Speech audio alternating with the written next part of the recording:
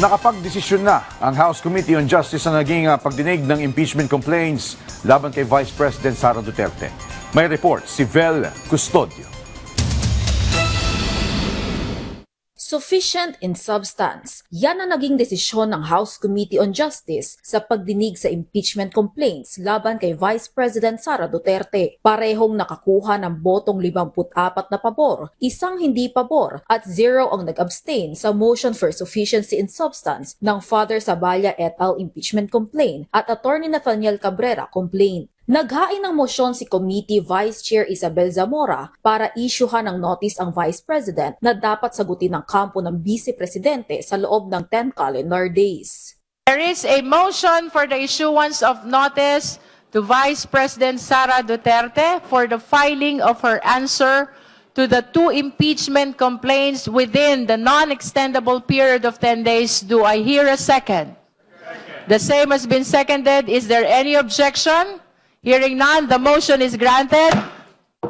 The committee is directed to issue the necessary notice to the respondent. Ani Committee Chairperson Jervy Luistro, kapag hindi sumagot ang Vice President sa notice, ikokonsidera ito ng komite bilang denial of all allegations at itutuloy na sa impeachment hearing. Kabilang sa grounds for impeachment sa pangalawang Pangulo ang culpable violation of the Constitution, betrayal of public trust, graft and corruption, bribery, and other high crimes. Ilan sa mga alegasyon ng laban sa Vice Presidente, ang assassination plot laban kay President Ferdinand R. Marcos Jr., First Lady Liza Araneta Marcos at dating House Speaker Martin Romualdez. Nakasentro rin sa alegasyon na hindi umano ganap na naideklara ni VP Sara ang ilang ari-arian sa kanyang Statement of Assets, Liabilities and Network o SALN at hindi umanong maipaliwanag na yaman na higit sa kanyang lehitimong kita. Kung ipapasabpin na ang bank account si Vice President Duterte, nilinaw ni Representative Luistro na hindi ito lalabag sa bank secrecy law. One of the exceptions to the bank secrecy law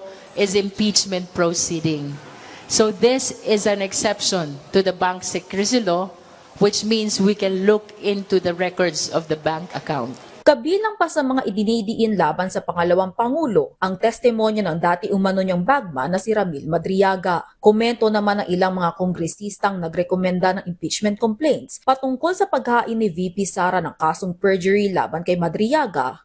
Countermeasure siguro nila, that's their strategy. So I think it will not affect, but meron din kahit pa paano, may konti sigurong epekto kasi kaso nga po.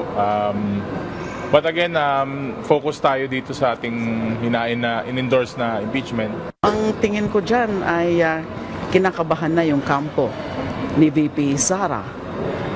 Alam nyo, kasi yung magiging testimonya ni Mr. Madriaga, yung sa kanyang affidavit, ay isa sa pinakamahalaga at matibay na nakadagdag na ebidensya dun sa mga existing ng evidence nung dating na-impeach siya in 2024. Dagdag pa ni Representative Laila de Lima na kumpiyansa siya na matibay ang ebidensyang hawak ng kanyang kampo para mapanindigan ang mga grounds for impeachment. Pagkatapos ng pleadings ng mga kampo, tutukuyin ng komite ang sufficiency in grounds sa tentative date na April 8 bago ang pagdinig kung saan kinakailangan ng dumalo na akusado, abogado at mga nagsumite ng reklamo. Vel Custodio para sa Pambansang TV sa Bagong Pilipinas.